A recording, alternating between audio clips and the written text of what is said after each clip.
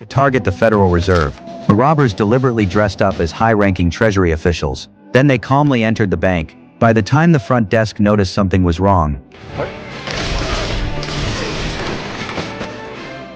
All right. then they were led to the security office by their insider. As soon as the insider swiped the access card, the robbers immediately threw 2 smoke bombs inside. Within seconds, all the security personnel inside were incapacitated. What do I do? Nothing.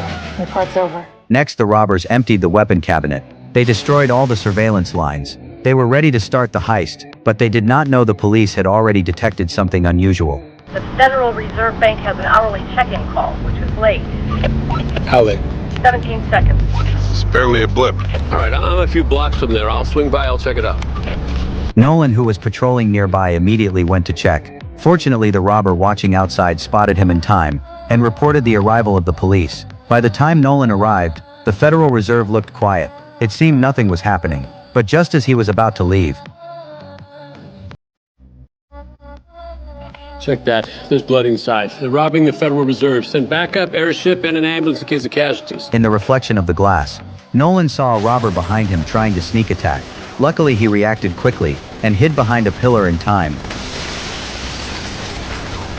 Hearing gunfire from downstairs, the robber leader realized their cover was blown, so he immediately ordered the hacker to speed up. They needed to get out quickly, but the hacker gave him bad news. Almost there. Not good enough. Tough. You need to buy me another 5 minutes to get through this last firewall. Zaisha, we need to pivot the plan. Sacrifice the lambs. Copy.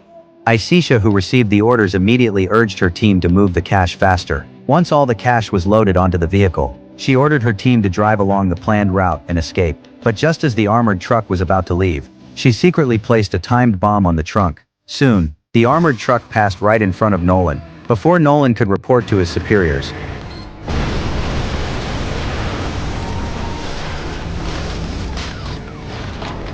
Watching cash flying everywhere, and the robbers engulfed in flames, Nolan was stunned, but he knew the robbers were doing this on purpose. He just could not figure out why. It was not until a large number of police cars arrived. They realized the burning armored truck was blocking the way. Then they understood the robbers wanted to buy time, and the robber outside watching the entrance took the opportunity to start resisting. And at that moment, Finished.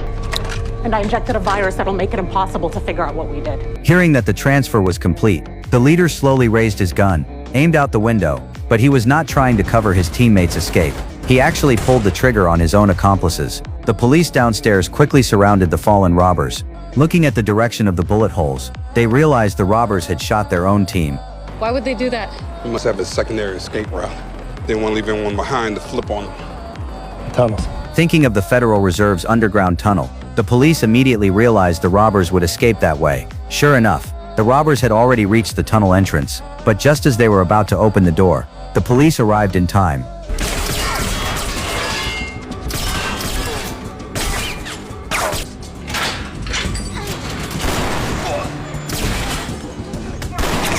It seemed the robbers were well prepared. They even had the keys to the tunnel ready. The police could only watch helplessly as the robbers escaped. The Federal Reserve faced an unknown intrusion. The robbers were willing to blow up an entire truck of cash to buy time. It showed they had bigger plans. While computer forensics are ongoing, we've so far discovered over 100 million small dollar transfers designed to fly beneath the radar. And the robbers killed on the scene had no matching DNA or fingerprints in the database. Such a big case left the police with no leads. Just when they were at a loss, a woman came to report, saying an injured man had crashed a Lamborghini into a tree in panic. Oh, damn. Where's he now? Landing at the hospital. Why? Who is this guy? We got a hit on our Federal Reserve crew. Meanwhile, the man who crashed the car was taken to the hospital, and the officer in charge of the accident also received a call from the station.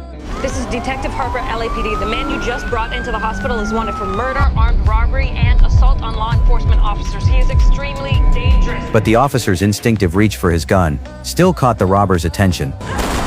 When the police arrived at the hospital, the place was covered in strawberry jam. It was clear a fierce fight had taken place. Fortunately, continuing further inside, they found the officer safe standing at the corridor entrance, just when the police thought the robber had been killed. Thought I had a clear shot, but I hit her. What kind of weapon has he got? It's a blade, some kind of scalpel.